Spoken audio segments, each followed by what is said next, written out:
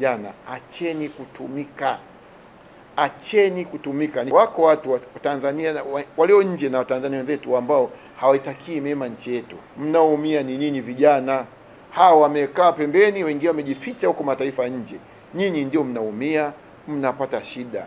Msitumike. Liko jeshi la polisi na liko imara kabisa kuhakikisha kwamba linalinda mali za wananchi, linalinda usalama wa nchi wetu, linalinda na usalama wa wananchi, kuhakikisha kwamba wananchi waishi kwa amani katika taifa hili la Tanzania. Tarehe 9, tulieni majumbani mwenu, mfanye shughuli zenu, acheni mihemuka isiyokuwa ya maana. Nikirudi kwa viongozi wa dini, ninawaomba viongozi wa dini, Mungu hajawatuma kuihubiri siasa. Mungu hawajainua nyinyi watumishi wa Mungu kuhubiri siasa. Mungu amewatuma mkahubiri injili yake, ichome kila sehemu, mkakemee maovu. Nchi yetu tunataka tuishi kwa amani na utulivu.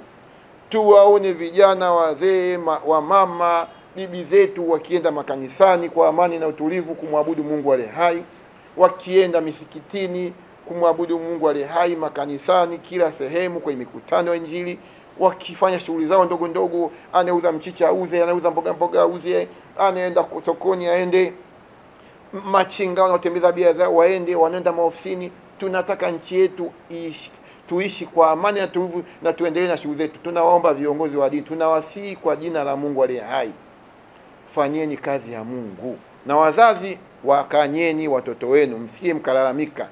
Viongozi wa dini, wakanyeni vijana makanisani, msiye baadaye mkalalamika. Na nyinyi pia